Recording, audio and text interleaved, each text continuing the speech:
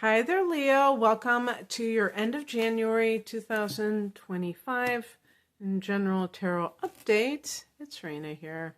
So this is going to be a more brief four-card spread, but I will clue you in on the different positions when I do. After I lay out the cards. Okay, I want you to be able to see the names of each card. Wow. Now that's interesting because 3 out of the 4 cards are major arcana cards. That's statistically off the charts, really. But I'm trying to think if there are any... Oh, I know. I was thinking of like astrological things that are going on that could be affecting it. Well, one thing is that on the 20th, and you can even say the 21st is more on point with this, the Sun forms a conjunction with Pluto for the first time in all of our lifetimes, because Pluto has not been in Aquarius since the late 1700s during the American Revolution, then later, the French Revolution. Pluto is a generational planet, so it has 15 to 20-year cycle. And so that's like a definite generation. So, if you multiply, if you average it out to like 17 or 16 times 12, whatever that is it's a lot longer than any of our lifetimes. So you're the opposite sign of Aquarius. So this is really hitting you, especially if you are a very early degree of Leo Sun. This is a direct opposition to that. So anyway, let's look at what oh my God, I just realized something. Check that out. 0. That's the degree that the Sun will be in, and you're ruled by the Sun. That's the degree that the Sun in Aquarius will be in when it forms a conjunction with Pluto, which will be at 1 degree of Pluto, of Aquarius. Hopefully I didn't sound confusing. But anyway, this is the heart of the matter, or the focus at hand. The Fool, 0 points. So you may feel like you're at some kind of a point where your like options are totally open. For some of you, you may be like going through a very like a new chapter in your life. And of course, sometimes people say, is this for the sun sign or the rising sign? You have to remember that the tarot and astrology are different. So when I give astrological reference points, I'm speaking for the sun and the rising signs. But here, with the tarot, I'm simply, reading for certain groups. And I've kind of, designated this for typically sun sign, each of the sun signs, but sometimes people listen for their ascendant. When I used to listen to a lot of tarot readers, sometimes I would listen to my ascendant, and I found it very accurate. But I also feel that, there is synchronicity in the world, and when we choose to tune into something, we can often find a lot of common ground. So I said all of that just to say that if you're watching this and your sun is in Leo, realize that your ascendant can be in a totally different sign, and your chart and your transits could be totally different than what you typically think, because you're watching astrological videos for your sun sign. So you may be going through a lot. Maybe your rising sign is like, 3 degrees of Aquarius, and you're going through a big metamorphosis because Pluto is in your first house. So, well, actually, that's a bad example, because Pluto wouldn't be. It would actually be in the 12th house still if your ascendant was 3 degrees of Aquarius, but you know what I mean. So it's going to be different. So yeah, the Fool at 0 point, yeah, actually 0 point could be the 12th house too, because it's really the womb of creation. And it's like the first house begins a whole new cycle. So there are always cycles in astrology going on concurrently. And in terms of your life, forget about astrology. Maybe you're newly divorced and you were married for 30 years and you feel like you feel like that chick. You feel like that you just kind of got cracked open and that you're kind of reinventing yourself, or maybe you've left a certain career and you're in the midst of a lot of transition. And for anybody, it's funny because I really don't promote my readings when I do my tarot readings. I don't really in the middle of the reading, but I do have an astrological reading for career life path. And the reason that it's really important to acknowledge when you're kind of finished with something is because we can I wouldn't even call it reinvent ourselves, because that sounds kind of like almost in the ego of like, oh, now I'm going to be a new facade.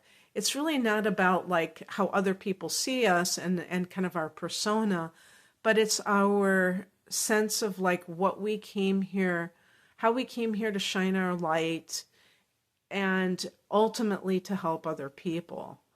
And sometimes we outgrow a certain thing that we've been doing because we did it at a certain time in our life when we were at a certain level of consciousness. So one example I would give you is a person who is a doctor or a nurse, and they really wanted to help heal people, but they were looking at it in the most mundane way. That's what people typically did as you go into healthcare, or even a physical therapist or something like that.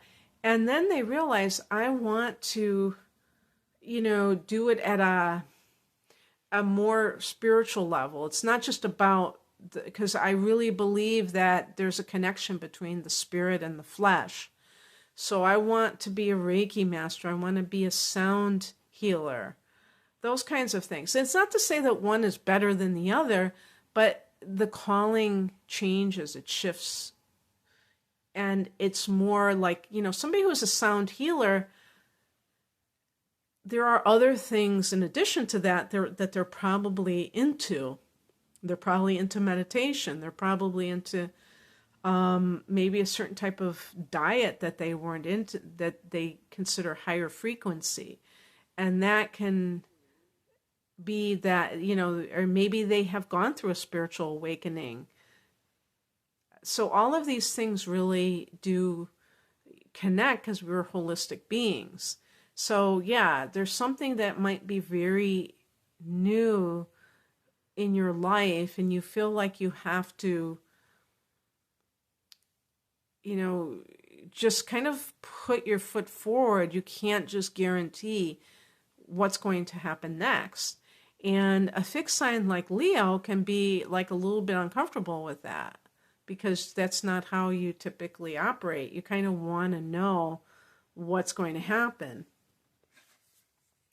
In the past position that is informing this situation, we have the Hermit. So this really does speak to the issue of,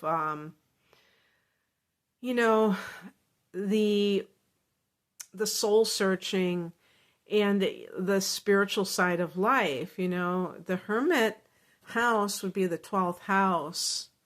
And this house for you, by the way, in 2025 will really expand when Jupiter goes into Cancer, because that's your 12th house. And that can afford you all kinds of opportunities spiritually. I personally feel that what is going on in that regard for Leo right now, not talking about the future, is the fact that you have Neptune in the 8th house. I think that's a big one for a lot of Leos, because it's, you're bringing this mystical planet into this house that is also, that is Scorpio's domain and is connected to transformation. So you might be having that spiritual awakening and transformation in your own way. Maybe you haven't joined any particular belief system yet, but you have begun that process. And it is kind of like, that's why they call it the spiritual path, because it's not like you just teleport and you just arrive somewhere. It's like, it's a process. And that's why you are at the beginning stages of something. The card that represents the lesson in all of this is the Ace of Pentacles. Now, the Ace of Pentacles can be a new job for just kind of like predicting things. But in terms of looking at it as this, symbolism, like what does this represent in your life? Aces are beginnings. So it's about with the Pentacles, we're talking about what we would say the practical side of life, the body, the job, the money. So it's like starting over again. So that could be what the Fool is. It's like, having to start over again. But with Pentacles being Earth, it really highlights that anything of the earth is temporary, because it's not, the body is temporary. A job is temporary. Even if you're there for 60 years, it's not an eternal place. Nothing is eternal that's part of the material realm. And so, being able to gracefully transition to a new situation like the Ace of Pentacles suggests, takes that, what I would call that practice of really tuning into yourself at a higher level, but also tuning out the noise of the world. Because the Hermit, why do you think that people dwell in solitude when they're on the spiritual path? Especially in some traditions, like the Hermit, which I would consider like a witch in those days, where they were not like ordained into some kind of like, organized religion or anything like that. They kind of stayed away from the world. And that was that was probably the biggest part of why they didn't mingle with other people, because they didn't want to become tainted by the way that the average person thinks, coming from a materialistic perspective, not just about money, but just about being too attached to the world. So this is a very interesting situation. I'd be curious how many Leo people resonate with this, that this has been your reality for some time now.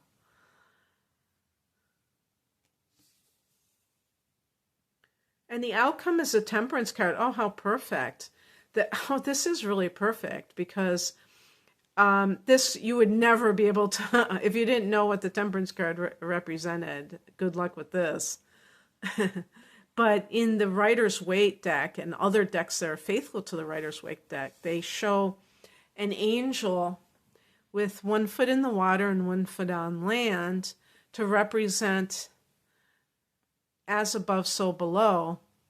And basically that the spiritual and the material both have to be acknowledged in life. And I think there's the material, there's the spiritual. And a lot of times, because people have dualism, because they tend to be binary thinkers, they think it's either or. And that confuses them, and it can often get people on the wrong track. So anything that you're dealing with where you feel this sense of like not being sure about something because you feel like you're in a whole new world, and so new territory, you can take refuge in the spiritual side of things, and that will guide you to the material, because that might be what you really are concerned about. But the thing is, you don't cut off one for the other. You don't obsess about the material and exclude the spiritual. And those people who are very spiritual, who are not paying attention to the material, they can't function either, because they're not grounded. They don't have the ability to just do day-to-day things. So that's why we have to integrate both of these sides of life. And also, the Temperance card is connected to Sagittarius. And what's interesting, the next major transit of Sagittarius will be the full moon. This is what I'm thinking, will be the full moon in Sagittarius in June 11th. And that will be in the house that you rule, the 5th house. So there might be some kind of completion there with something, whether it's a creative project, which the Fool card could also be the springboard of some kind of creative project or passion project.